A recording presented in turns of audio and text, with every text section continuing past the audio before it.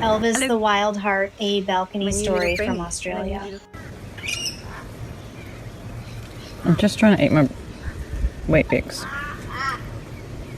I know. Cute little feet. I know. There is a quiet little balcony in Australia where nature comes to visit freely, a place filled with gentle laughter, chirping wings, and the rustle of leaves carried by warm ocean air. The balcony belongs to a woman named Bee, but everyone who follows her page knows it by another name, Bee's Balcony, a safe haven for wildlife, a place where no creature is caged, and every visitor comes by choice.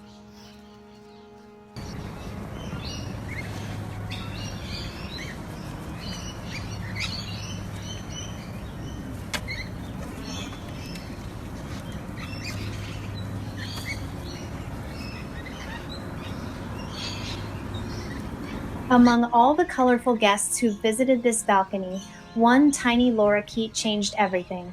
His name was Elvis, a wild rainbow Lorikeet with eyes bright as morning sunlight and a heart braver than most. Well done.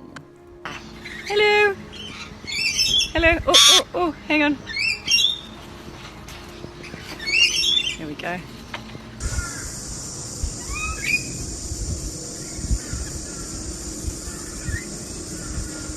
No.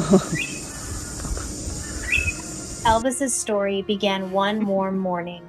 Bee was We love sitting you, outside, Elvis. You're very quietly cute. sipping her drink, when suddenly a blur of color darted through the air and landed right beside her. Yeah.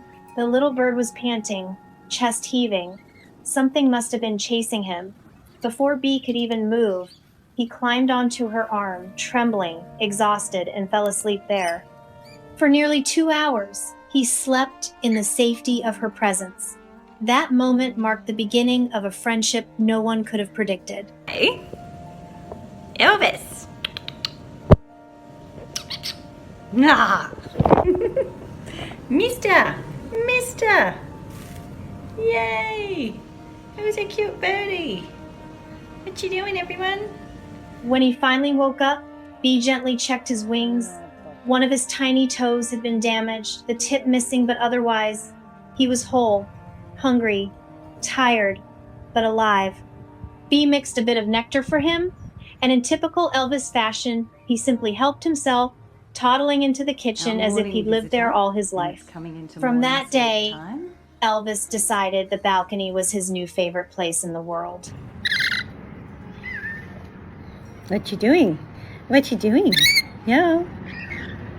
Are you having fun? Are you having fun? Jill? Is that fun? Yeah. It's fun, isn't it?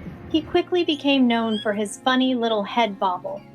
Whenever he was happy, excited, or just wanted attention, his head would bounce up and down like he was dancing. That's how he got his name, Elvis. Elvis has just had a bath. Haven't you, baby? Hey, how was your bath? Was it nice?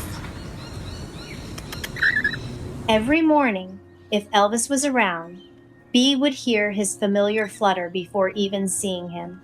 "Good morning, Elvis," she'd say softly. And there he'd be waddling up, chirping hello, ready for conversation.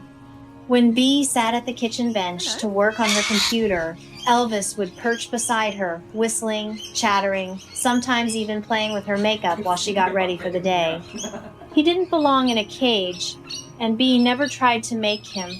He came and went as he pleased, sometimes sleeping inside on a towel, sometimes out in the trees under the stars.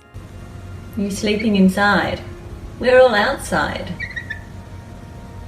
You're meant to be outside and we're meant to be inside. What you doing? He had his own little bird bath outside too, though he much preferred Bee's glass of water. He'd fly down, hop on the rim, and dunk his head straight into it like it was his personal spa. Life on the balcony was full of laughter because of him. Boy!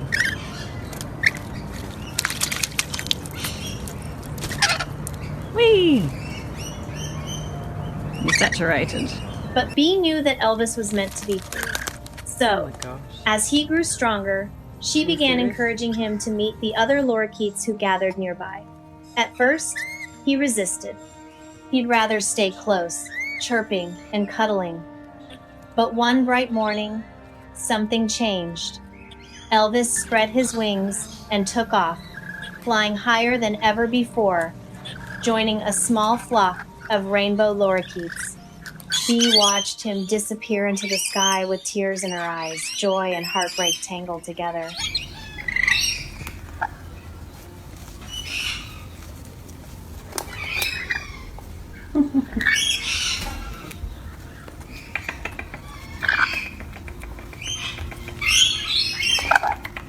Days passed with no sign of him. The balcony felt empty. And then, as suddenly as he had first appeared, Elvis came back, not alone, but with friends. The once timid little bird now had his own flock, his own posse, as Bee liked to say. He was still the same Elvis, confident, cheeky, endlessly charming, but now also a leader among his kind. Sweetheart, what you doing? Mummy's going to have a cup of tea.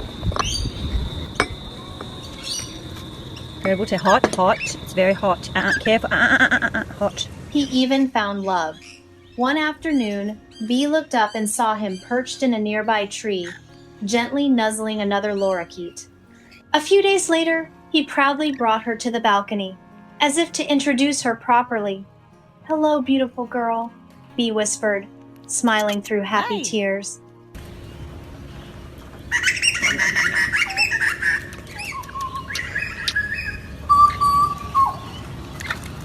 Years have passed since that first day Elvis arrived, tired and scared. He still visits, sometimes every other day, flying in, chirping his cheerful greeting, dancing his little dance. The bond between Bee and Elvis remains something extraordinary, a reminder that love doesn't need ownership and connection doesn't require control. What are you doing, sweetheart?